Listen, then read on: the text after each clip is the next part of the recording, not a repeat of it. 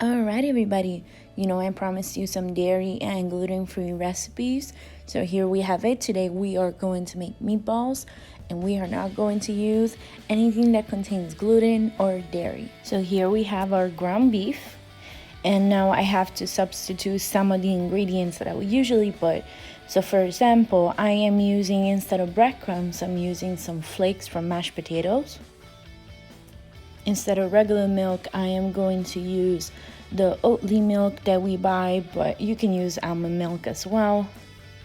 So this is the mashed potato flakes, the egg, then we have the parsley and the Oatly.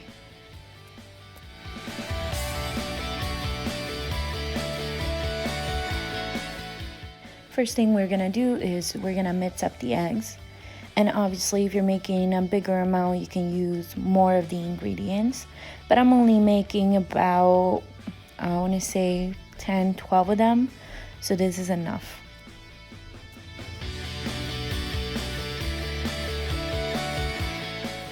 So the first thing we're going to do is we're going to add the eggs.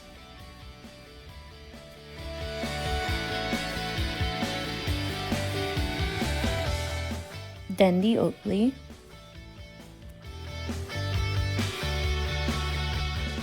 Then all of the parsley.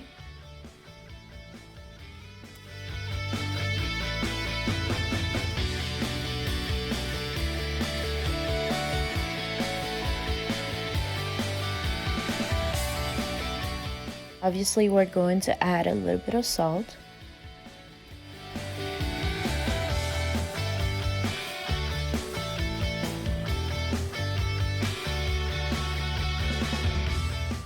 Now I'm going to add some garlic powder just because that's all I have.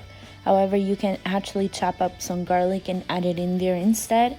If you like to do that, it's going to come out super great. But also with the garlic powder, it's going to have somewhat the same effect. I'm going to add a little bit of black pepper. You don't have to if you don't want to. I just feel like it gives it an extra flavor. This is the part where I'm going to tell you that if you really want to at this point, you can add some cheese and some breadcrumbs, but I'm avoiding both because of the gluten and the dairy free. Now we're going to mix everything up. We're going to use our ends to do that, and we're going to do it until everything is soaked up.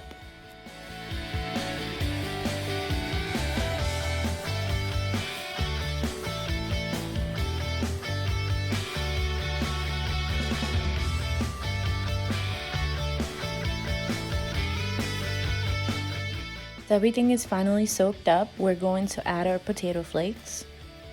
You can add more if you want it to become more dense. I kind of like them to stay soft, so I'm not putting a lot. However, again, if you want them more dense, you can add definitely more of that, or you can just put some more breadcrumbs.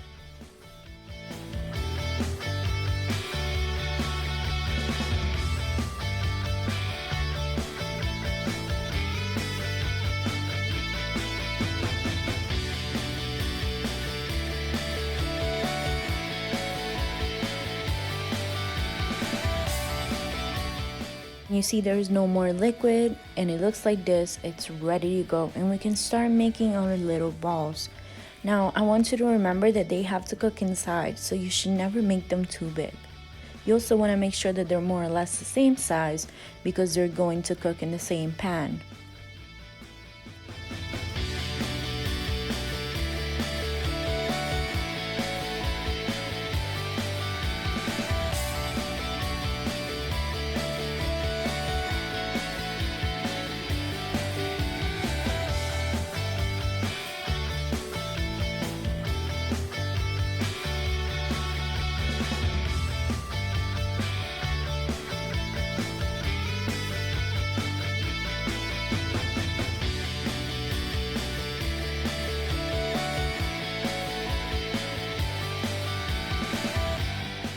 As you can see, they're pretty small, they're all about the same size. And now that we have that all done, we can go and heat up our pan with some olive oil, and we're going to add the meatballs.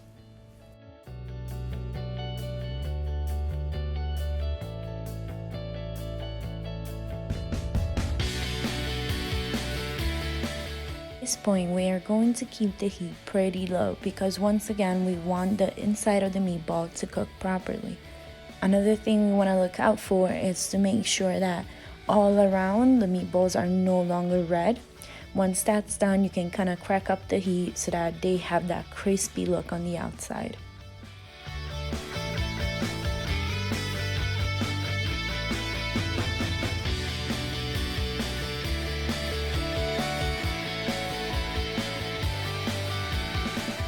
We're gonna start turning them on the other side so that the one side that we're looking at right now can start cooking as well.